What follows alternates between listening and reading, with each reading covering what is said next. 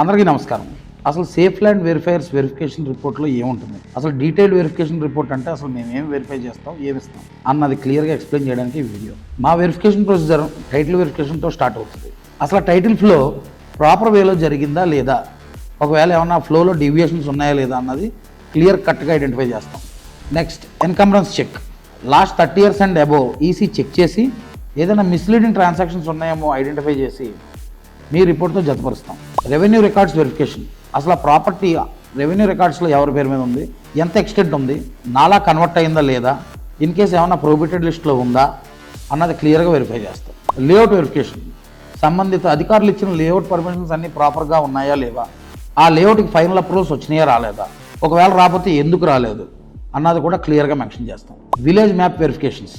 ఆ ప్రాపర్టీ తీసుకునే విలేజ్కి సంబంధించిన రెవెన్యూ మ్యాప్స్, క్రెడస్ట్రల్ మ్యాప్స్ అన్నీ ఈచ్ అండ్ ఎవ్రీథింగ్ డీటెయిల్డ్గా రిపోర్ట్లో వస్తాయి. Physical site inspection. Detailed verification చేస్తున్న ప్రతి ప్రాపర్టీకి physical site inspection compulsory.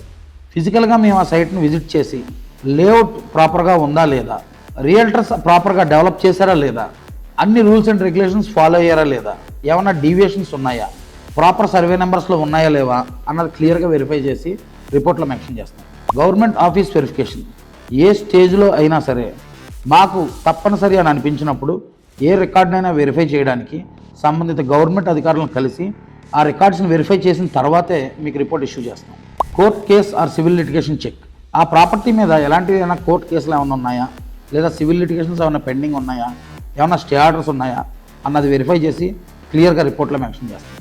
Zoning and master plan. ఆ ఏరియాకి సంబంధించిన మాస్టర్ ప్లాన్ని వెరిఫై చేసి అసలు ఆ ప్రాపర్టీ ఏ జోన్లో ఉంది, రెసిడెన్షియల్ జోన్లో ఉందా లేదా ఇతర జోన్లో ఏమన్నా ఉందా అన్నది క్లియర్గా ఐడెంటిఫై చేసి రిపోర్ట్లో మెన్షన్ చేస్తాం. Finally safe or unsafe certification. ఏదైనా ప్రాపర్టీని మేము డీటెయిల్డ్గా వెరిఫై చేస్తేనే safe or unsafe certification issue చేస్తాం. ఒకవేళ మేము ఏదైనా ప్రాపర్టీకి అన్సేఫ్ అని సర్టిఫై చేస్తే అసలు ఆ ప్రాపర్టీ ఎందుకు అన్సేఫ్, ఎందుకు పర్చేస్ చేయకూడదో క్లియర్ కట్గా రిపోర్ట్లో మెన్షన్ చేసి ఉంటుంది. ఒకవేళ సేఫ్ అయితే ఆ ప్రాపర్టీ మేము ఎందుకు సేఫ్ అని ఫీల్ అయ్యామో కూడా డీటెయిల్డ్గా రిపోర్ట్లో మెన్షన్ చేసి ఉంటుంది. ఈ రోజుల్లో ఏ ప్రాపర్టీ కొనుక్కున్నా సరే డీటెయిల్డ్ వెరిఫికేషన్ తప్పనిసరి.